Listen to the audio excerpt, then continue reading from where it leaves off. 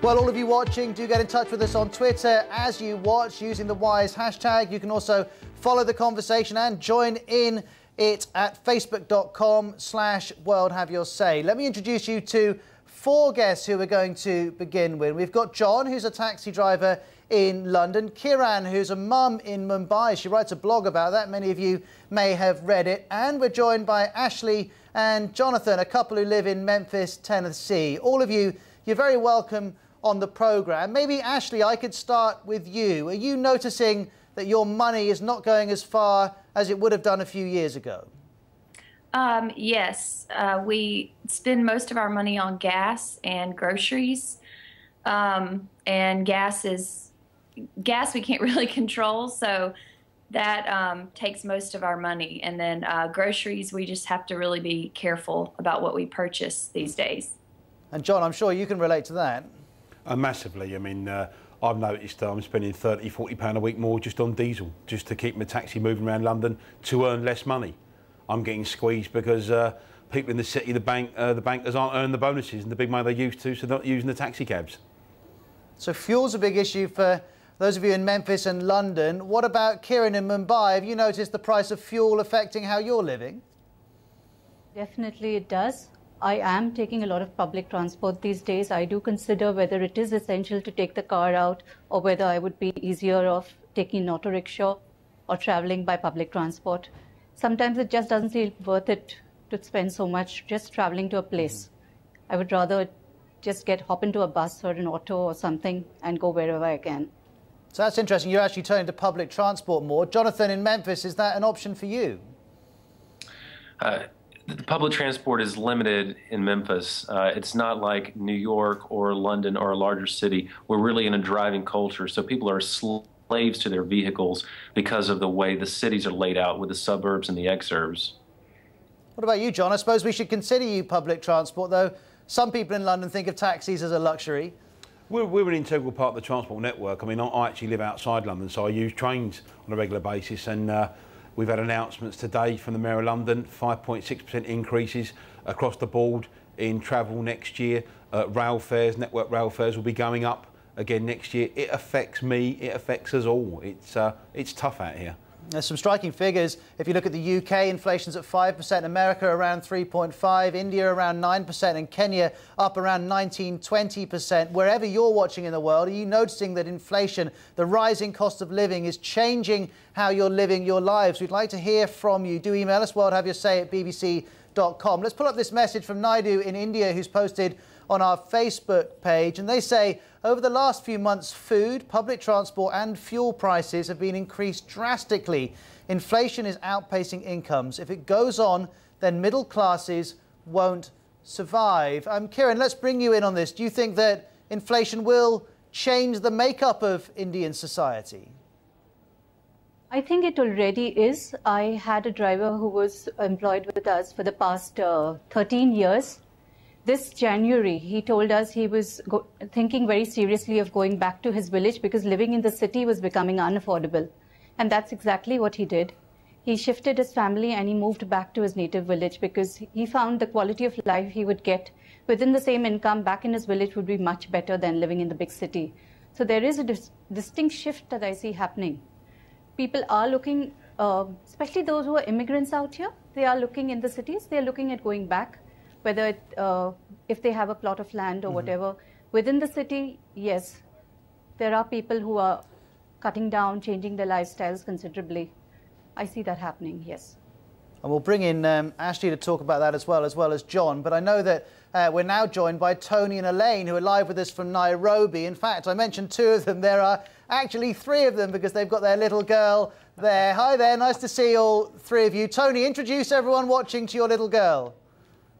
Hi, this is Maya. She just turned 1 year old like a day ago or 2 days ago. This is my lovely wife, Elaine, and this is my family. Well, it's lovely to see all of you, and happy birthday to Maya. Tell us, are you having to change how you're living because of this high inflation rate in Kenya at the moment? Yes, we definitely are. There's a couple of things we've decided never to do, and one of them is borrowing. With the increase in inflation, ideally, there's a very stark increase in interest rates in banks and all of that. So, yeah, we're having to change a lot of our habits. We're having to be less wasteful and make sure whatever it is, whatever decisions we make, you know, we have to agree that those decisions are long-term financially financially capable decisions for us. Yeah. I should apologise that now and again your picture was freezing, Tony, but we can see you very well, and Elaine, you too. Elaine, can you give me an idea of some decisions you're taking now that maybe a year or two ago you wouldn't have done? What's changing for you? At the moment, I have to cut down on my kitchen budget. I'm not having as much meat as we used to have before, especially the chicken. So I'm really looking forward to this Christmas. You have that special chicken on the side. Also, another thing we're looking to doing is moving out of the city into the rural area. It's quite cost-saving as well.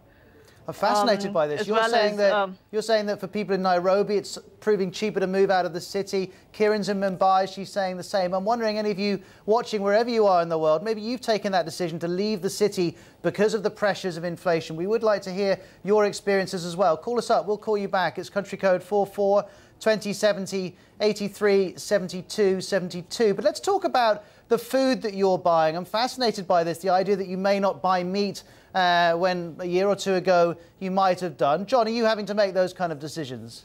Oddly enough, I mean, I'm probably going to buy myself a flask for Christmas. It might sound funny, this, but, you know, I'm out on the road 10, 12 hours a day, pushing a cab around the city of London, and you purchase, you know, tea, sandwiches, coffees in certain establishments. And to be honest with you, when I started as a taxi cab driver 15 years ago, nearly every London cab driver always carried a flask. I think that's going to become a very popular present this Christmas. All right. Well, if you don't get one, we'll get you one from World Have Your Say. Ashley, let me bring you in here. We heard Elaine there saying that her kitchen budget is changing. Tell us about yours in Memphis. Yeah, we've had to cut back on how much we spend on groceries. We don't buy as much meat, or when I do buy meat, I try to buy stuff that's on sale. I don't really buy in bulk like I used to. We try to be more careful about how we eat and buy week to week or as we need it, so that we're not wasting food. We eat a lot of leftovers. We try to make things stretch as far as they will go. And I'm pregnant, so I have cravings, so that's hard. I'm sure it is. And congratulations on the imminent new arrival. I'm curious, though, you're all standing very calm about this. But, Tony, do you resent having to do without food? Do you resent having to make certain decisions, or do you just accept that's the way it is at the moment? I have to accept that's the way it is. I mean, there are two things that could change. I mean, I have a choice of either changing myself or trying to change the society I'm living in. And with a one-year-old daughter who does what she feels like, it's very difficult to decide, you know, to choose for her. I mean, I have no choice but to make sure that my family is safe, my family is secure, our financial future is secure. So I don't have much of a choice. And it's really interesting because by profession, I'm a motivational specialist. So I do motivational talks and speaking engagements and come up with programs that help motivate staff and young people. So I have to look at the bright side of life, you know, by force, because that's what I do professionally. But yes, it is a strain on myself and my family. So well, you're saying you're looking on the bright side. John, the taxi driver in London, you didn't sound like you were looking on the bright side at the beginning of the programme. No, I think we've got many years of tough times in the United Kingdom, certainly London and Europe. I mean, our continent is in crisis, whether we like it or not in the United Kingdom, and we export 40% of our goods to Europe. And that's going to hurt us all. And then with the pressures on the banking industry, I understand the need for change within banking, finance industries. That's going to put pressure on the real engine of London and the South East economy. And I expect tougher times. I think my industry is going to go back 10 years. We really are going to shrink over the next at least 5-6 years.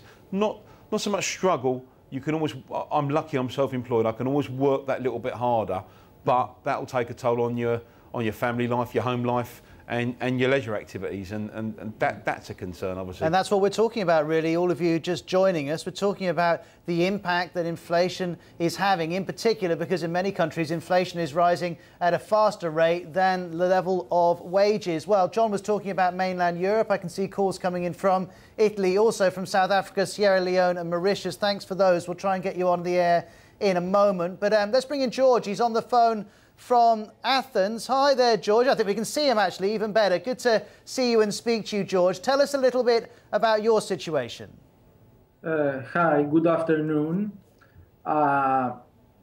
Here in Athens, in Greece in general, the situation is a little bit worse than in other countries of the European Union. You are a journalist. The viewers are informed. There is a lot of talk about crisis, but I would like to make a comment on the subject of food. Many of the viewers said that they are not able to buy meat in the same sense that they were used to do before. I am saying that sometimes to be selective about food and to be informed about food, you need education.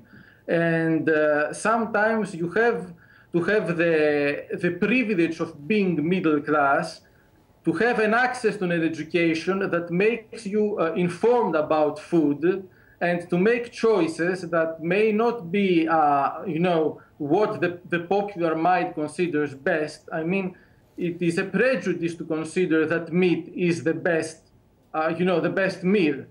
Well, I'm not sure everyone is saying meat is the best meal. I think a lot of people are saying meat is what they would like to eat some of the time, but they just can't afford it. But I'm absolutely fascinated by this idea that you're putting forward, that these pressures, mainly coming from inflation and higher costs of borrowing, are meaning that people are having to think more closely about the food they eat and the waste they create. And possibly that is a good thing. I wonder if those of you watching want to comment on that. Are you learning things because of the pressures you're experiencing? You can call us up on country code 44 2070 83 72 72. Don't worry, whenever you call up, if you come on the air, we will pay for the call.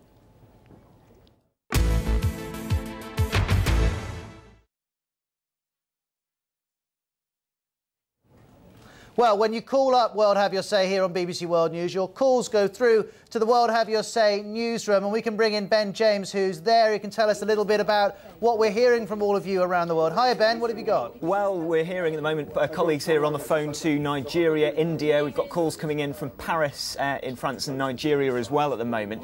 Other people telling their stories. William in Grenada says he shares those experiences we've been hearing from. Also, David in Durban called. He said his monthly expenditure's gone up by 30 to 40%. Food, groceries and petrol costs are big factors for him. Ravi called from Patna, though, in India, saying that people in Europe and the USA are leading a luxurious lifestyle, as he puts it, compared to those people in India. Carl in the UK, he's looking on the bright side, a bit like Tony in Nairobi was earlier on. Carl says on Facebook he went from an €80,000 salary to $12,000, and it's been one of the best lessons of his life, he says. There are so many things that the average family wastes things on.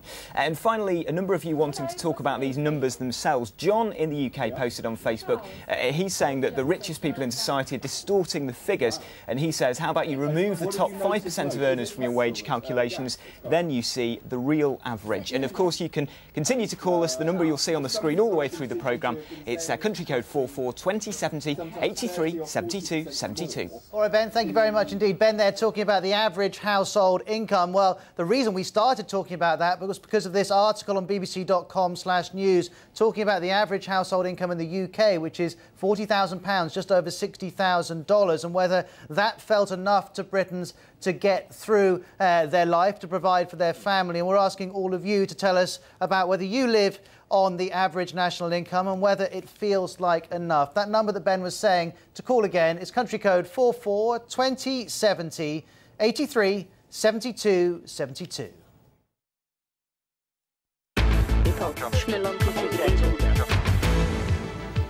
Hi there, I'm Ros Atkins. Thank you very much indeed for joining me on today's World Have Your Say. And on our programme, many times over the last few months, we've talked about the multifaceted problems of the world's economy. And we've often talked about it in a very macro way, discussing whether the euro should continue, discussing the policies that America and China should adopt to help fix the world's economy. Today, we're taking a much more ground level view. We're speaking to a lot of you about the impact that rising inflation and stalling wage increases are having on your day-to-day life. Has it changed how you approach transport or buying food or educating your children? I wonder if it's also changed your attitude to borrowing money. Either way, we'd like to hear from you. The hashtag is WHYS. We're at facebook.com/worldhaveyoursay. Let's bring back in some more of our guests. Kiran is live with us in Mumbai. We have Jonathan and Ashley in Memphis, and John, who's a taxi driver in London. Ashley, I'd like to talk with you a little bit more about how you approached the family finances. Do you just have to sit down each week now and tot it all up and work out what you can and can't spend? Well, recently we've started using a program called mint.com, and that helps us budget our money every month. It will send us alerts if we're over in a certain area. So we've recently sat down together and figured out what we can afford for groceries, and but we are seeing that each month we have to kind of adjust for unexpected expenses. That's typically what hurts us the most, is that we really need all of our money just to live, so we don't, and we're also trying to pay off debt. So we don't always have enough money at the end of the month for those unexpected things, like a car breaking down or something in the house that breaks, things like that. That usually sets us back. I'm sure there are lots of people watching who can relate to that. I think Richard in Bradford in the north of England would approve of how you're approaching your money, Ashley. He posts on Facebook, facebook.com/worldhaveyoursay. The average wage of most people in the UK is less than $25,000 a year. They're not starving. They may not own their houses or cars or have a foreign holiday, but they're still living. If you struggle on $60,000, you must be stupid. And Kiran, isn't that a good point, that though it's tough for many, many people, it is forcing people to take their money more seriously, to plan more than they might have done before? Absolutely. It does mean that you decide what your needs are and what are your wants. And you tend to separate the two. You budget accordingly. Your needs are very specific. You go with a list. When you shop for groceries, you're not getting distracted by stuff in the aisles. You plan out your expenses in a month. And you know this is the X amount that you have, and you are going to plan your month and your expenditure accordingly. You're not going to go impulsive. So I think it is a very good thing in a way, because it helps you become a little more serious about the money that you're spending. You're not just taking it for granted, and you're not thinking, yes, okay, I can do a little bit. Let me buy that one something, and so this it doesn't really matter. So I'm very interested to hear from those of you watching. Do you think this process that many of us are going through, where we're having to pay more attention to what we're spending, is actually something which we might benefit from, or do you resent being put in that very pressured situation by perhaps an economic crisis you don't feel you were responsible for causing? I can see more calls coming in here, more from Italy, perhaps no surprise there. Lots of you there are interested in that. Canada, Iran, Grenada are also places that we've had calls from. Do keep them coming. We'll get as many of you on the air as we can. Let's bring in Anna. She's live with us from Madrid. She's a teacher. Anna, tell us about your experience. Hi, nice to speak to you. Tell us about your experience. Hello, nice to speak to you. Well, the situation here in Spain is changing along the last 2 years. It depends on the people, but what's happening today is that there are a lot of unemployed people. There is a wide range of the population, like working class, middle, low class, that are being removed, are being they are not with their jobs anymore. And in my case, I don't have big needs, or I can say not needs, but I don't spend a long time. Can you hear me? Hello? We can hear you very well. We're listening closely. Okay. Okay. Thank you. is that if we don't have home loans or what we were doing is that we used to live higher our possibilities, above our possibilities. That's what we've been doing along the last 10 Anna, let me pick up on that. Years. Let me jump in here, and thank you very much for those comments. We could hear you very well. Let's bring in Tony and Elaine in Nairobi, because Tony, this is a bit of a recurring theme. People coming to us and saying, actually, if you live sensibly and you don't spend on things you don't need, you can carry on affording what you really need, even during these times of higher inflation.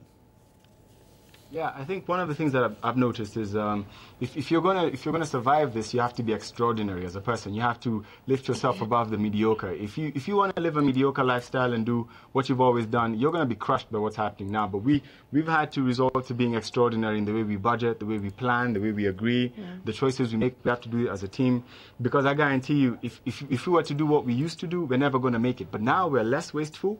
We're definitely keener on our. We pinch our pennies, and we found ourselves enjoying as strange as it sounds, we found ourselves enjoying the process of growing together and, you know, being able to make decisions together on every single decision. We've got Maya now, we can't afford to make any mistakes. But yes, if you lift yourself from the mediocre that you used to be and you become extraordinary in the circumstance, we've survived. So and we're enjoying it. Yeah, it's not half bad. Of course, we'd love to have a few more dollars in our pocket, but it's not half bad if you just manage to work with what you have. You're actually saying you're enjoying it. Ashley and Jonathan in Memphis, would you go that far? I wouldn't say we're enjoying it, but I would say that in the larger perspective, we're not below the poverty line. Most of the people that we're talking about, most of the people that are weighing in, we have jobs, and if you have a job in this economy, you're fortunate. We need to remember that we're not below the poverty line. We can afford, if we're careful, to raise our families in this world. And being forced to be, as Tony said, less wasteful, more mindful of your finances, that's important, because the advertisers would want to tell us that we're consumers and that we need to buy everything they're trying to sell us. But in reality, we need to provide for our families. And as long as we're able to do that, we're fortunate. Yeah. Jonathan, thank you very much indeed. Jose's just got in touch on Facebook from Spain. He says, here a lot of families have to survive on 20,000 euros a year. It's very difficult because companies know there are few jobs and they pay as little as they can. I wonder if any of you watching can relate to that. And here's a message from Agatha and Kate. They've emailed from Poland. We are soon to be students, so we're concerned about forthcoming changes in the price of petrol and other services due to the decisions our government is about to make. So that's interesting. They're blaming the government. John, you're a taxi driver, and there's nothing people in London taxis like talking about more than politics. Do your customers blame the government, or do they just say this is something beyond any government's control? I certainly blame the government. I can say this. I mean, the 6 months of the last Labour government, things were turning the corner. VAT was reduced to boost our economy, to increase consumption, to help small businesses, to help larger businesses. And 6 months into the coalition, things were going okay. The increase in VAT, absolutely, it felt like someone threw an anchor out the back of my taxi cab. And just to explain, John, VAT is value-added tax, the coalition government led by David Cameron increased it as a way of dealing, partly dealing with at least the country's deficit. Well, all of you, it's been fascinating listening to you talk. We're going to pause for a couple of minutes now, but of course we'll come back and speak with you some more about all the different ways that inflation is affecting how you're all living. And those of you watching, remember there's an open invitation for you to take part. You can get all of our contact details at facebook.com/worldhaveyourSay. Speak to you in a minute.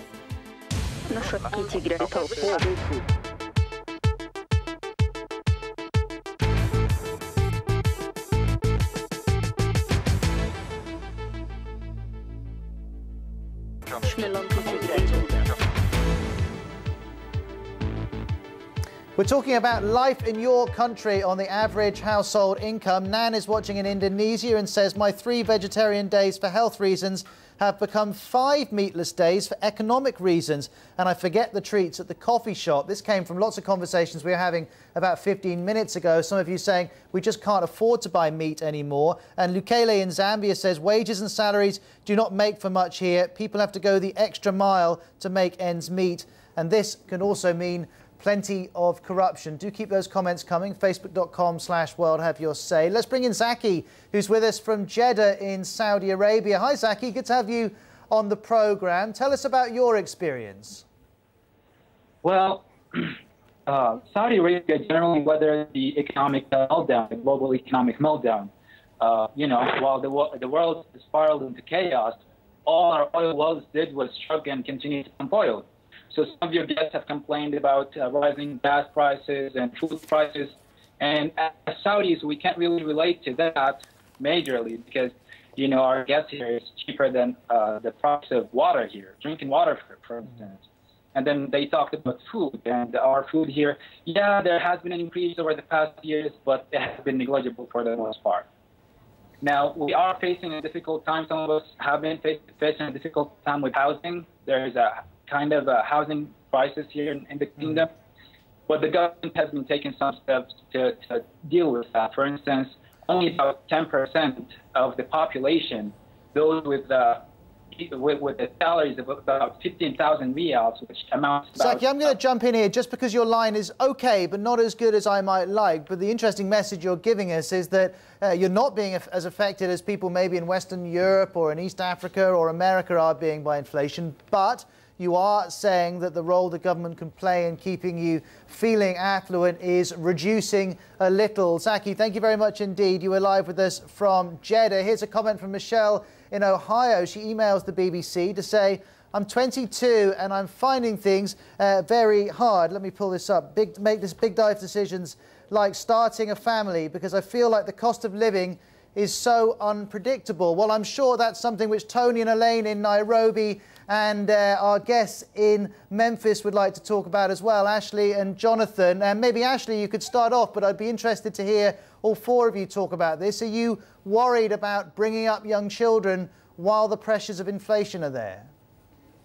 Definitely. We have our third baby on the way. We have 2 girls and a third on the way. So I think the thing I worry about the most is saving up money for their future. Will they have money for college? Because we just have enough to make it through the month.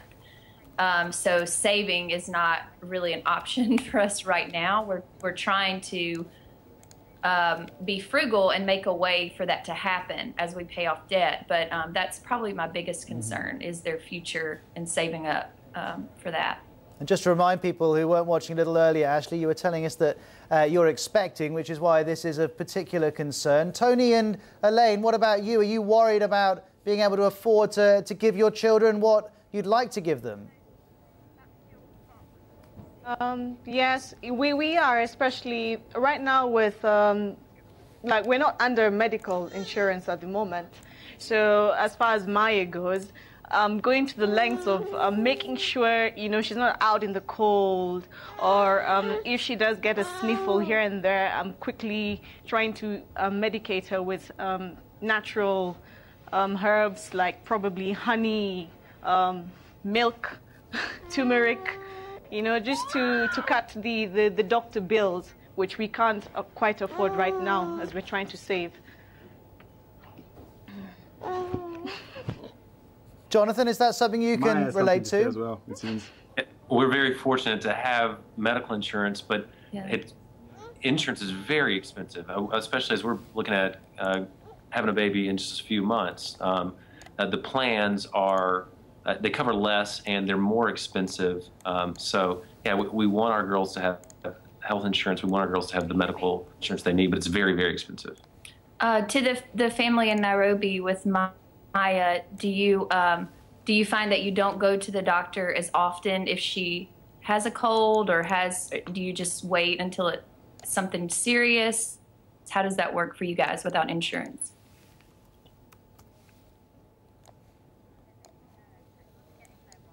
Tony and Elaine, just in case you didn't hear that, Ashley and Jonathan were wanting to know how it works when your little one gets poorly. How do you pay for the doctor's fees? Do you have to pay each time you go?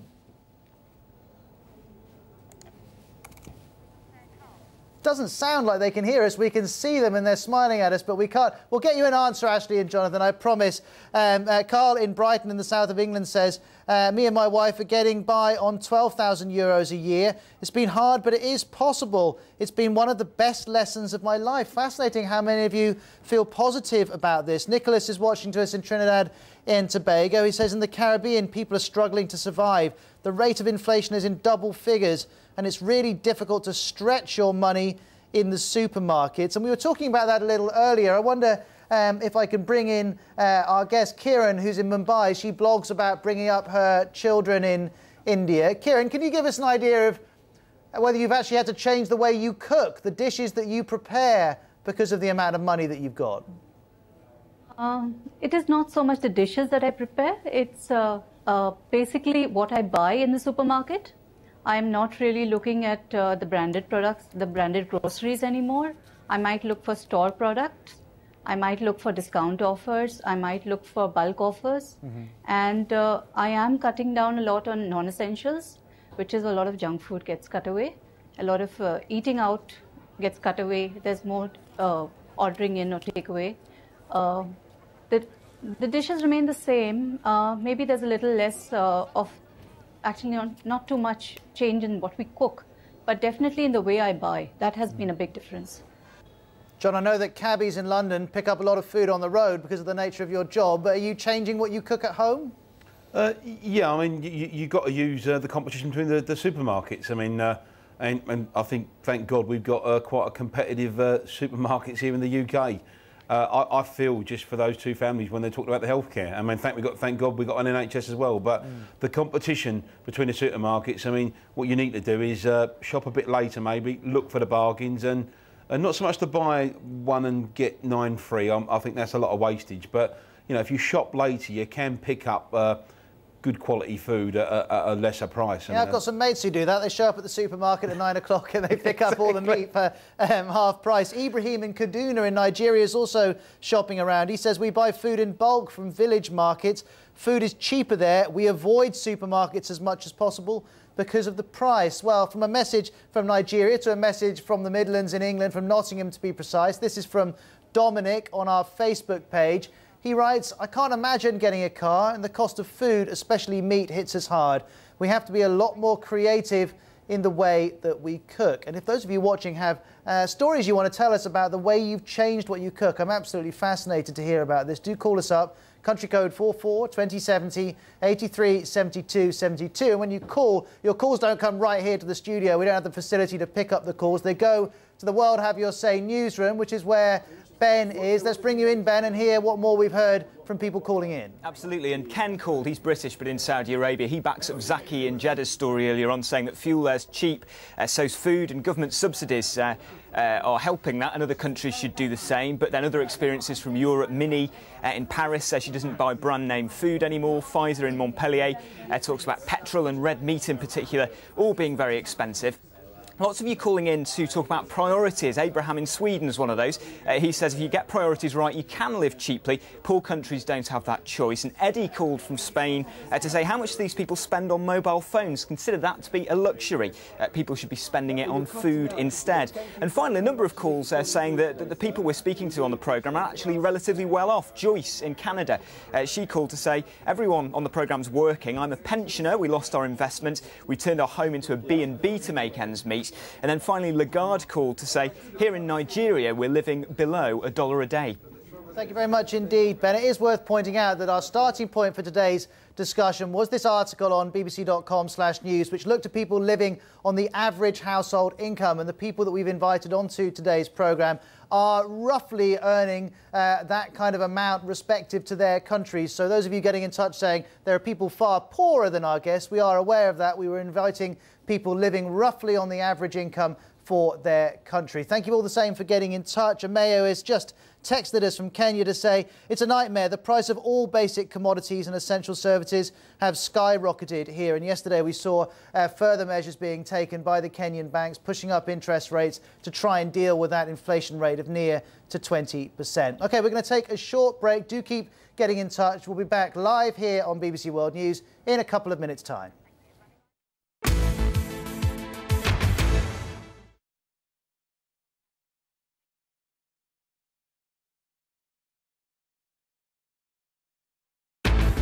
Śmielanko w Hi, I'm Ross Atkins. Thanks for joining me on the BBC's World Have Your Say. 3 economic factors are coming together to make life very difficult for many of you. The rates of inflation around the world are particularly high. The rate at which wages are going up are not increasing at the level that we would normally expect. And then you have to throw in the higher price of borrowing money. All of that is making it very difficult. And we're talking to those of you who live in households of roughly the average income for your family to talk about whether you've got enough money coming in to get by, to provide for your friends and your family as you would like to. Do get in touch on facebook.com/World Have Your Say. Let's bring in Jan. He's with us from Santa Cruz in California. And Jan, I've got it written down here that you're a blogger, an author and an eco-activist, which is a lot of different descriptions. We're very glad to have you on the programme. Give us your angle on whether you're feeling squeezed.